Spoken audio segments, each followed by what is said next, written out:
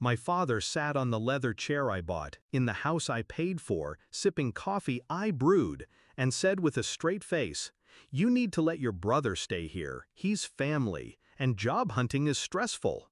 Then he laughed, so did my brother, like it was a joke, like I was the punchline.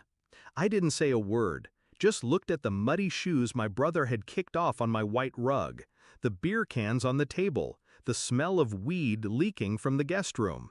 He hadn't worked a day in 5 years, and now I was expected to carry him again? My mother sat silently, staring into her cup. She always folded under Dad's voice. She'd call it keeping the peace. I called it surrender. I should have been used to it, the dynamic, the hierarchy. Dad's word was law, my brother was the prince, and I? The dependable daughter. The one who paid for the meals, kept the lights on, and never asked for thanks. But that day? That was the day something broke. It wasn't always like this. Growing up, I adored my brother. I covered for him when he crashed Dad's car, helped him cheat through high school, took out loans to keep him from going to jail over a credit card scam. I believed he'd grow out of it, that if I supported him long enough, he'd one day stand on his own. But time passed. He didn't change, only I did.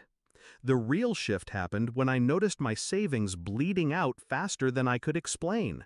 I checked the utilities account, then the credit cards, then the Wi-Fi bill. Turns out my brother had been using my name, my cards, my credit, all without asking. My own father co-signed the Wi-Fi line in my name for his son's gaming setup. When I confronted them, Dad shrugged. "You make more than enough. Why are you so greedy?" Greedy. That word echoed in my head for days. I didn't argue, not once. I didn't scream, I didn't cry, I didn't ask for apologies. Instead, I planned. Step 1, stop paying. I let the Netflix die, the phone bill, the groceries. I stopped stocking beer. I replaced the Wi-Fi router with a locked one they couldn't access. Step 2, legal. I met with a lawyer, quietly. The house was mine, bought with my money, my name on the deed, my signature on every document. I had receipts, photos, bank transfers, texts. I had evidence of financial abuse, trespassing, identity fraud. Step 3, timing.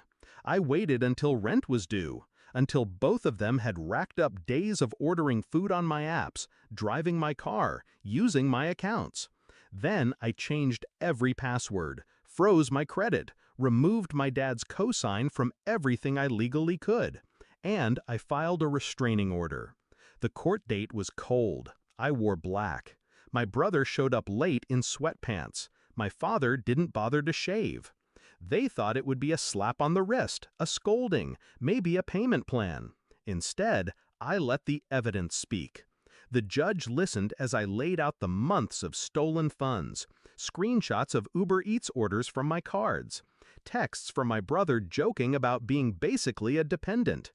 The final nail was a voice recording. My brother, high, laughing on a call. "She acts like she owns the house. Technically she does, but like, so what? She owes me for being born." Even the judge winced. The ruling was swift. My brother was banned from the property. My father, cited for identity misuse and coerced financial manipulation. The officer handed them both the eviction notice outside the courthouse. My brother cursed. My father stared at me like I'd stabbed him in the back. But I didn't flinch. I didn't speak. I walked to my car, turned the key, and let the engine purr like a final, satisfying breath. The silence at home felt holy. No thumping bass, no stench of smoke, no drunken rants. Just peace. I changed the locks that evening, sat on the same leather chair, sipped coffee, alone, and I smiled. They called for weeks, left voicemails, texts, guilt-laced paragraphs. Mom begged me to be the bigger person. I blocked them all. You don't owe loyalty to people who weaponize your love. You don't feed the same mouths that spit on your boundaries. I used to think family was about blood, that I was broken for feeling unloved.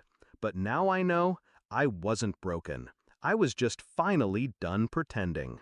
Final reflection. They laughed when they thought I was soft. They mocked me for drawing lines. But now they know I wasn't drawing lines.